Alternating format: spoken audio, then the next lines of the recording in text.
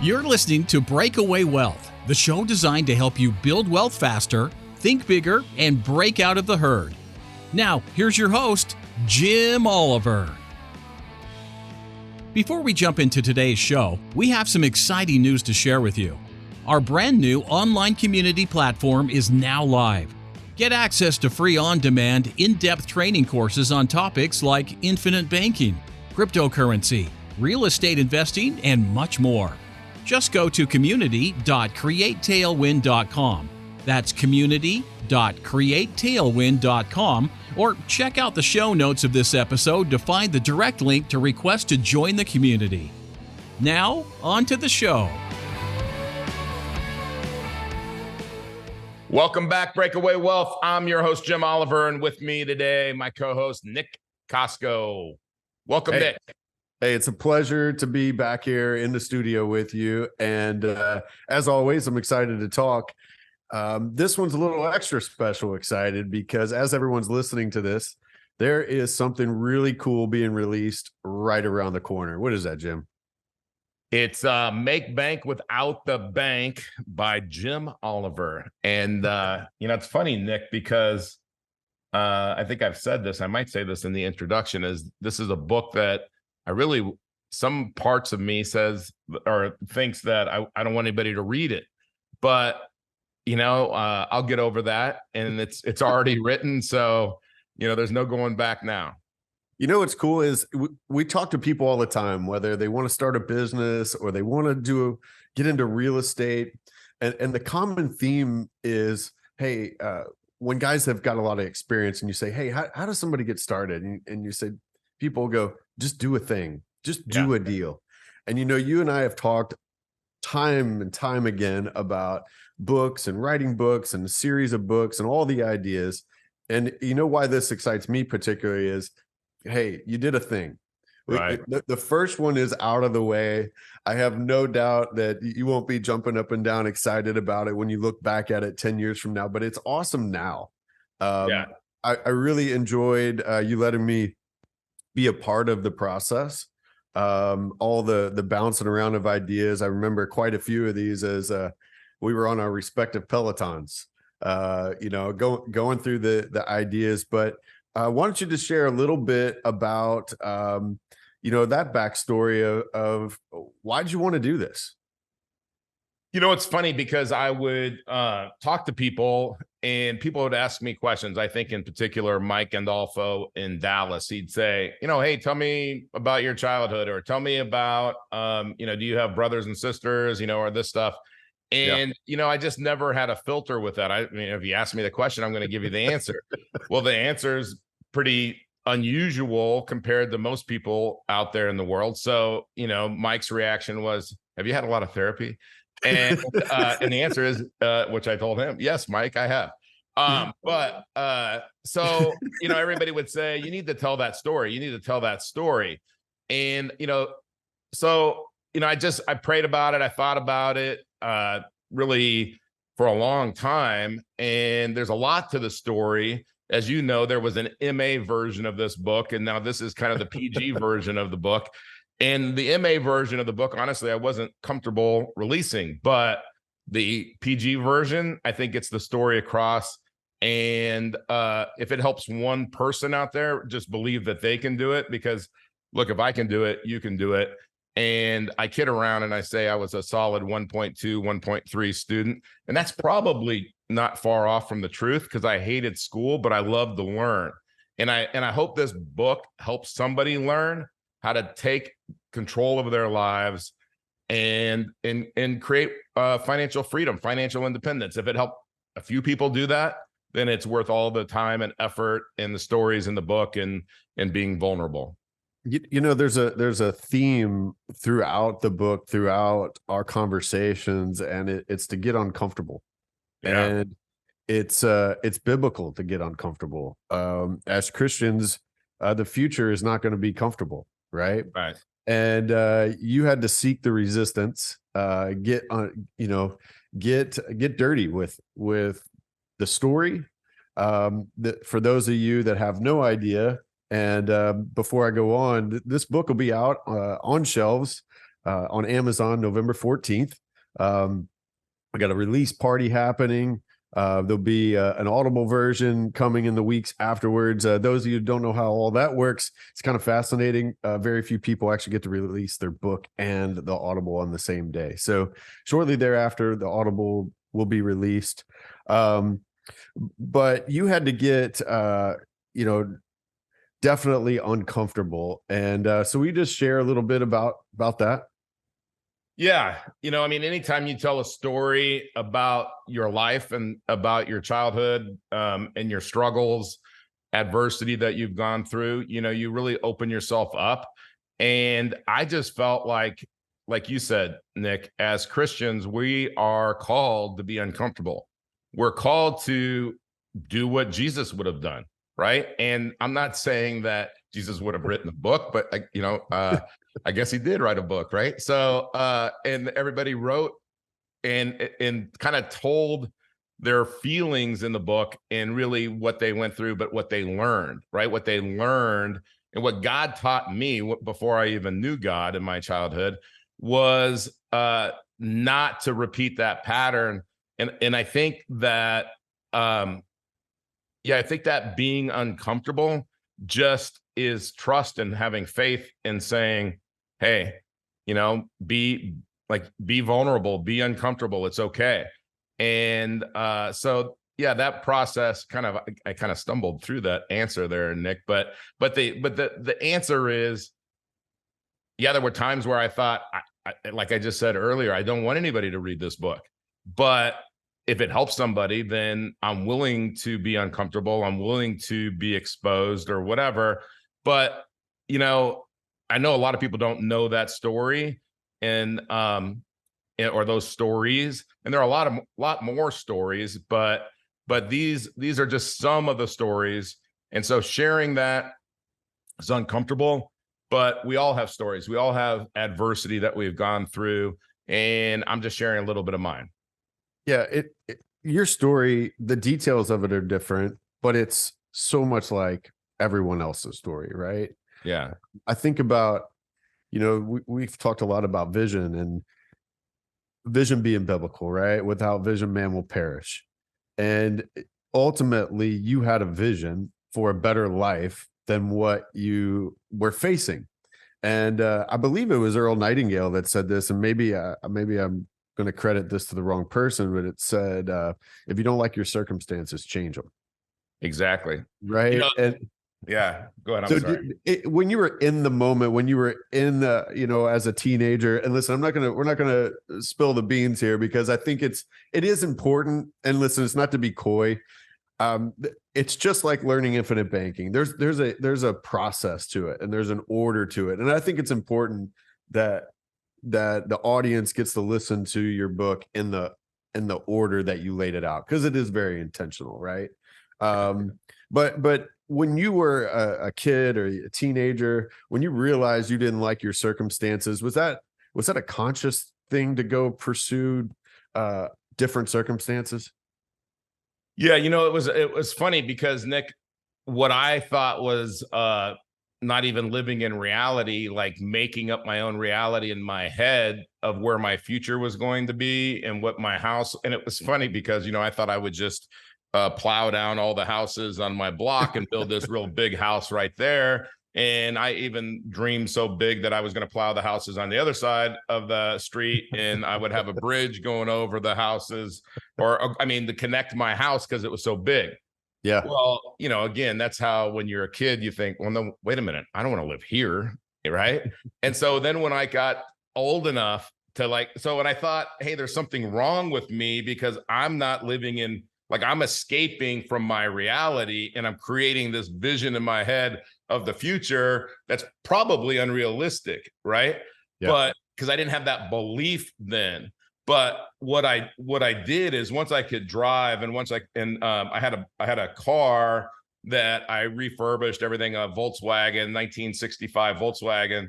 And then friends of mine stole it and wrecked it, right? Good friends. And so I got a motorcycle because that's how smart I was back then. I thought, driving around LA on a motorcycle would be the way to go.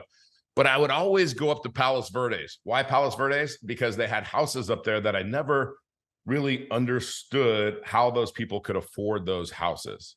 And I would just look, and I would just look in awe. And I would think, wait a minute, I don't want this house. So my vision changed and my belief changed. I don't want a house on my street, right in that neighborhood. I want to live up here. I want to live in Palos Verdes. And so when I needed to escape my reality, I would go up there and I'd say, I'm going to have this someday. I'm going to be able to live here someday. And so, what you think is abnormal, it was abnormal. I don't think other people in my neighborhood were thinking like that. I don't think that they were creating this vision. I didn't know what it was then, but I created this fantasy, I thought, that became reality. Because you brought up Earl Nightingale. We all know whatever you focus on and whatever you think about, that's what you'll become. And I thought about, I do not want to live here. I do not want to grow old in this neighborhood. I hated it. I made it to where there was a lot of pain thinking about not getting out of there. So I was motivated by pain at that point, not seeking pleasure. I just wanted the hell out. Have you found that when you go and you seek that resistance in life? Because here's the thing I know about you is, that's a story from, 40 years ago, but you're doing that now all the time, right? Yeah. Seeking resistance. Have you found that when you're in that resistance, that it is enjoyable, comfortable? Like, what is that like? Yeah, it's funny because I learned that really young, Nick, and I learned it kind of physically, okay? Is in my neighborhood, there was a lot of fights, right? We fought all the time. And I've been in a ton of street fights. And I always say I'll exaggerate and say that I won at least half of them, okay?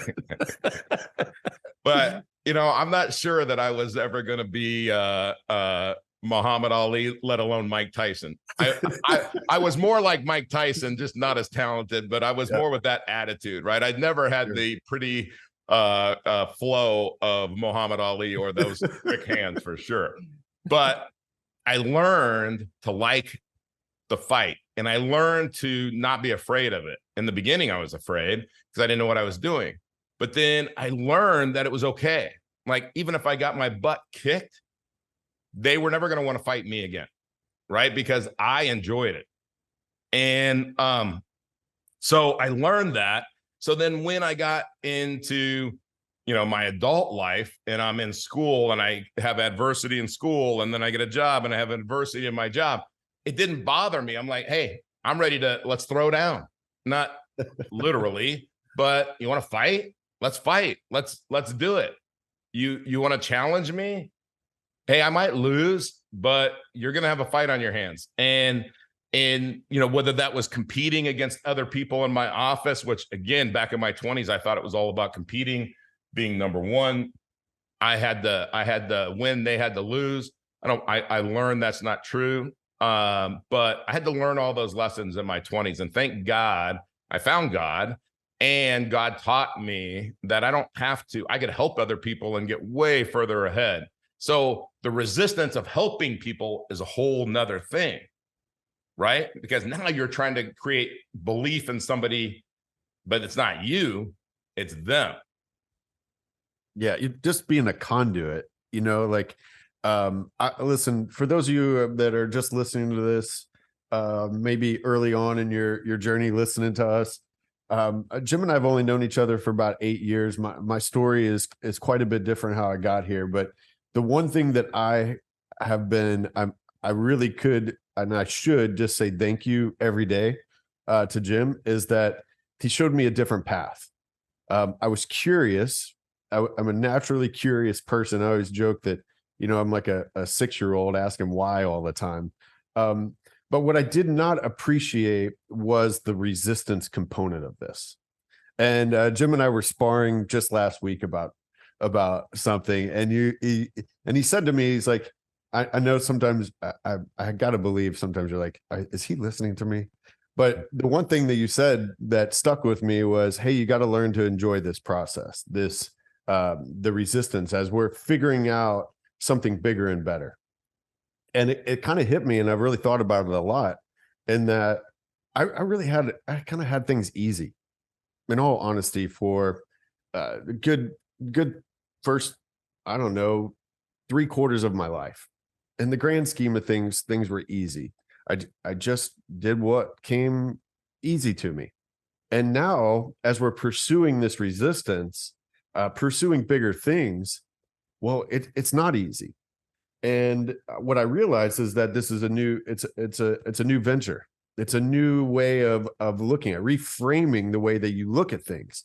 And I really like that. It's kind of what I needed to hear in that moment, to like snap out of it and to recognize old patterns. And I think that you share a lot of things in this book.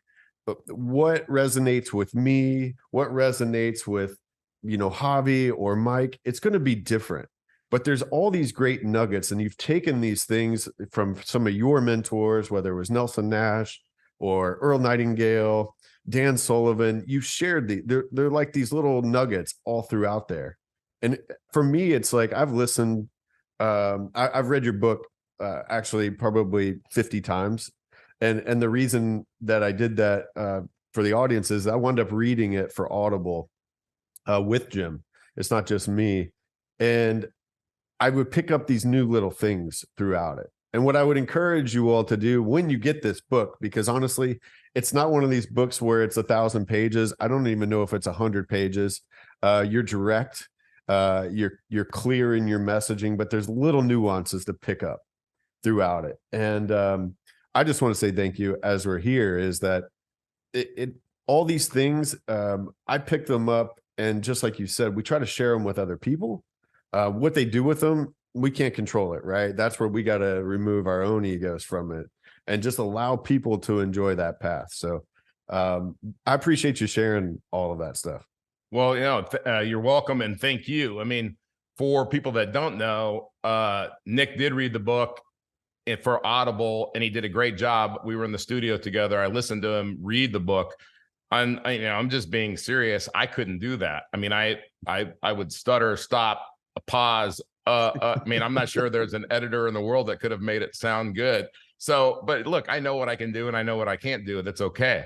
So, but you did a great job. And as I would listen to you read the book, and then you would ask me questions, because I just listened to the chapter, it gave me more context, gave me more presence to answer those questions. And I think, the feedback that we've gotten from people that have listened to it is very positive. So I hope everybody it's positive, and I hope that it helps people in some small way. But so thank you for reading that book and being willing to do that, because I know that is not an easy task. And so yeah, and I think of the people that I know that have, whether it's a vision issue or something like that love to listen to the book. I'm excited for them to listen to it, because I think they're going to enjoy it. Yeah. So we did something what I think is pretty cool. We definitely borrowed this from another author who did this. It wasn't our own idea, but we have our own spin on it. And we modeled it. We modeled it. That's right. And, here's the thing, audience. As Jim said, he's like, I'm not reading this thing for Audible. And I was like, well, I'll do it. And he's like, okay, let's do it. So I fly down to Florida. And beforehand, I was like, what if we did this? What if we did this where I read the chapter, and then after each chapter, I ask you questions about the backstory. And I'm in a unique position professionally and personally over the last 8 years to gain insight into a lot of this. And of course, I learned more through the process of Jim writing the book. But I tell you what, I haven't listened to it yet. I'm waiting for the all-in-one Audible file. But I really listen. I get the privilege to just shoot the breeze with Jim on the phone. But this interview, I went prepared to ask Jim probably 12 to 15 questions after each chapter. And, when you're on, you're on. And I think I asked you 2 or 3 questions after each chapter, and I got way more back than I bargained for. So audience, the Audible version of this is, in my opinion, probably quite remarkable. You're not going to be listening to me too much between chapters, because Jim just gets to running with the answers to the questions. And as he said, like, listening to those chapters obviously inspired you to share more than the direct question I was asking you. So as we said, that'll be out just a couple weeks after the book releases on November 14th. Yeah, that's awesome. Nick, this whole process, what I would tell anybody out there, and I can think of somebody who I really would like to single out, but I won't. Some guy that maybe flies airplanes for a living, but he knows who he is, and he's got an incredible story. But what I would tell you is that it's like you said at the beginning, Nick, is this seems like a big task to write a book, and it is. It took a lot longer than I thought it was going to take. It's not the publisher's fault. This isn't my first attempt either, because I didn't want it to be some self-serving book. I didn't want it to be some marketing thing. This isn't marketing anything. This is just telling you a story, but then also telling you some truths about money. Because the bottom line is, everything that you were taught as a kid about money is wrong. You can hold on to it. You can hold on to a lie if you want. It's reassuring. Everybody else holds on to it. If you're all going down, you're all going down together. Nick and I aren't going with you.